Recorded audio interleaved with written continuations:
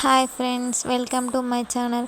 ఈరోజు బ్రహ్మముడి ఎపిసోడ్లో కవి రూమ్లోకి వచ్చి అన్నీ ఆలోచించుకుంటూ ఉంటాడు. అనామిక అన్న మాటలన్నీ గుర్తు చేసుకుంటాడు. వాళ్ళ మ్యారేజ్ అప్పుడు దిగిన ఫొటోస్ అన్నీ చూసుకుంటూ చాలా కోపంగా వాటిని తీసుకెళ్ళి బయట కిరోసిన్ పోసి తగలబెడతాడు. కావ్య కవిగారి కోసం వెతుక్కుంటూ బయటకి వస్తుంది. కంగారుగా మంటను చూసి బయటకి వచ్చి ఏంటా అని షాక్ అవుతుంది. కవిగారు, మీరు ఇవన్నీ మర్చిపోవాలంటే ఇలాంటి జ్ఞాపకాన్ని ఇలా తగలబెడితేనే మీరు కొంచెం అందులో నుంచి బయటపడతారులే అని అంటుంది కావ్య. కవిగారిని కావ్య భోజనానికి పిలుస్తుంది.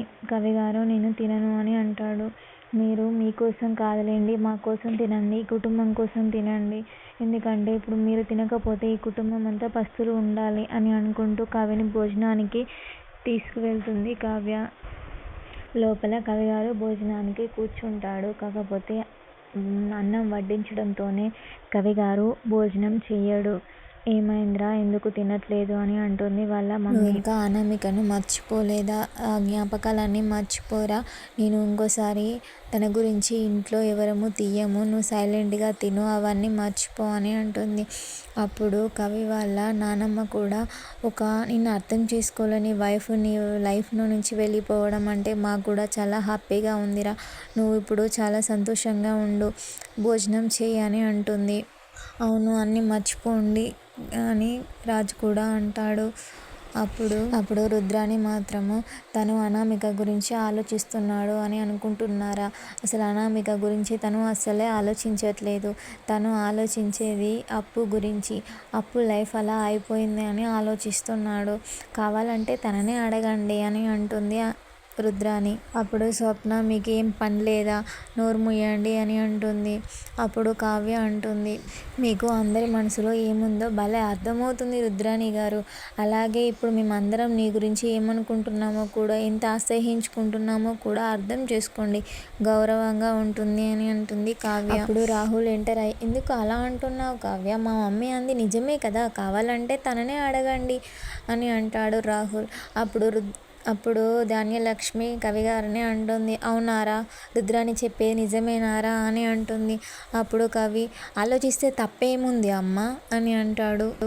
రాహుల్ని అంటాడు, నీకు అసలు ఎప్పుడు ఏం మాట్లాడాలో కూడా తెలియదా, ఆ మాత్రం విజ్ఞత లేదా అని అంటాడు.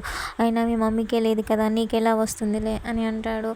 అప్పుడు ధాన్యలక్ష్మి ఇలా అంటుంది, మీ లైఫ్ ఇలా కావడానికి కారణమే అప్పు. ఇంకా అప్పు గురించి ఆలోచిస్తున్నావారా?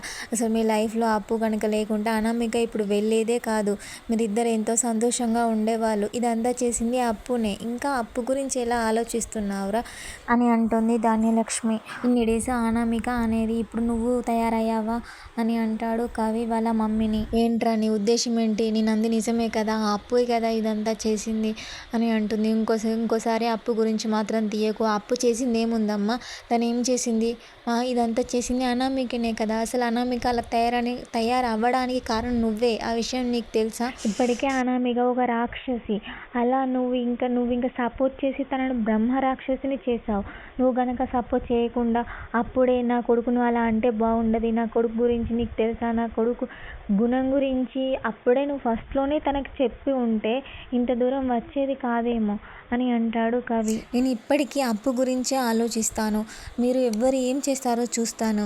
మీరు ఎవ్వరు ఏమైనా అనుకోండి, అప్పు జీవితం ఒక లైఫ్ తన మారే వరకు, తన హ్యాపీగా ఉండే వరకు నేను తన గురించి ఆలోచిస్తాను. ఎవరేమన్నా చేసుకోండి అని కోపంగా అక్కడి నుంచి వెళ్ళిపోతాడు. అప్పుడు స్వప్న అంటుంది, ఇప్పుడు నీకు హ్యాపీగా ఉందా అనేసి. రుద్రాని ధాన్యలక్ష్మి కావ్యని అంటుంది, బయట అప్పుకి అన్యాయం జరిగిందని నా కొడుకు మాయమాటలు చెప్పి ఇలా లోపలికి వచ్చి ఇలా చేసింది నువ్వే కదా కావ్య అని అంటుంది. అప్పుడు అపర్ణ అంటుంది, నీ కొడుకును బాగా అర్థం చేసుకున్నావు, అలాగే నా కొడల్ని కూడా చాలా బాగా అర్థం చేసుకున్నావు అని అంటుంది అపర్ణ. నువ్వు అసలు తల్లివేనా, నువ్వు ఇంకో మాట మాట్లాడమంటే బాగుండదు అని అంటుంది. కవి రూమ్లో చాలా డల్గా కూర్చొని ఉంటాడు. అక్కడికి కావ్య వెళ్తుంది. ఏంటి కవి గారు ఇలా కూర్చున్నారు, మీరు అసలు ఎందుకు ఇవన్నీ ఆలోచిస్తున్నారు? అప్పు గురించి ఎందుకు అంతలా ఆలోచిస్తున్నారు? నాకు తెలుసు కవి గారు, అప్పు ఎంత బాధపడుతుందో. కాకపోతే అప్పు అందరిలాంటి అమ్మాయి కాదు. తను తప్పు చేయకపోతే బాగా లైట్ తీసుకుంటుంది, ఇందులో నుంచి తొందరగానే కోలుకుంటుంది. అప్పు తరపున మేమందరం ఉన్నాం కదా, నేను, స్వప్న, మా అమ్మ నాన్న కూడా అప్పుకి సపోర్ట్గానే ఉంటాం. అలా మీరు అప్పు గురించి ఆలోచించి టెన్షన్ పడకండి, అప్పు చాలా హ్యాపీగానే ఉంటుంది అని కవిని కన్విన్స్ చేస్తుంది కావ్య. మీరు నాతో ఇలా అంటున్నారు కానీ మా మమ్మీ అలా మాట్లాడినప్పుడు మీకు మాత్రం బాధగా అనిపించలేదా అని అంటాడు కవి. లేదు కవి గారు, ఎందుకంటే మీ మమ్మీ తరపున ఒక్కరు కూడా మాట్లాడలేదు. అందరికీ తెలుసు మా అప్పు ఎలాంటిదో, ఒక మీ మమ్మీకి రుద్రానికి తప్ప. అవన్నీ నేను పట్టించుకోను, ఇక బయట వారి గురించి మనకు అనవసరం, మాకు తెలుసు కదా అప్పు గురించి అని అంటుంది కావ్య. అలా అనేసి అక్కడి నుంచి వెళ్ళిపోతుంది. రాజ్ దగ్గరికి వస్తుంది. రాజ్ అడుగుతాడు కావ్యని, ఎక్కడికి వెళ్ళొస్తున్నావు, కవి దగ్గరికైనా, ఏమంటున్నాడు, ఎలా ఉన్నాడు అని అడుగుతాడు రాజ్. ఒక పగిలిపోయిన అద్దంలా ఉన్నాడు అని అంటుంది కావ్య. ఎలా తన లైఫ్ని తను హ్యాపీగా ఉండాలంటే ఏం చేయాలి అని అంటాడు రాజ్. కవిని ఎక్కడికైనా ఒంటరిగా పంపించేద్దామా, అలా కొన్ని డేస్ హ్యాపీగా ఉంటాడు అని అంటాడు రాజ్. మీరు ఎలా ఎండి అయ్యారండి, అలా ఒక్కడిని పంపించేస్తే ఇంకా ఒంటరితనంగా ఫీల్ అవుతాడు కదా అని అంటుంది కావ్య. అవును కదా, నేను మర్చిపోయాను అని అంటాడు రాజ్. అప్పుడే రాజ్ మొబైల్కు ఒక మెసేజ్ వస్తుంది. అందులో వాళ్ళ అమ్మ నాన్న యానివర్సరీ అని ఉంటుంది. అది ఎలా అని పెట్టలేదు కదా అని అంటాడు రాజ్. అప్పుడు నేనే రిమైండర్ పెట్టాను అని అంటుంది కావ్య. ఇంతటితో ఇవాటి ఎపిసోడ్ పూర్తవుతుంది. రేపటి ఎపిసోడ్లో రాజ్ కావ్య ఇద్దరు సుభాష్ దగ్గరికి వస్తారు. వచ్చి హ్యాపీ యానివర్సరీ నాన్న అని చెప్తాడు రాజ్. అలా కావ్య ఒక సారీని వాళ్ళ మామయ్యకు ఇచ్చి, అది అత్తమ్మకు ఇవ్వండి మామయ్య హ్యాపీగా ఫీల్ అవుతుంది అని చెప్తుంది కావ్య. అలా సుభాష్ వాళ్ళ భార్యకి ఆ సారీని ఇస్తాడు. ఇస్తే తను తీసుకుంటుంది. బయటికి వచ్చి సుభాష్ వాళ్ళ కొడుకు రాజ్ని హగ్ చేసుకొని హ్యాపీగా ఫీల్ అవుతాడు. నా ఛానల్ని ఇప్పుడే కనుక చూస్తున్నట్లయితే like, share, comment and subscribe చేయడం మర్చిపోకండి.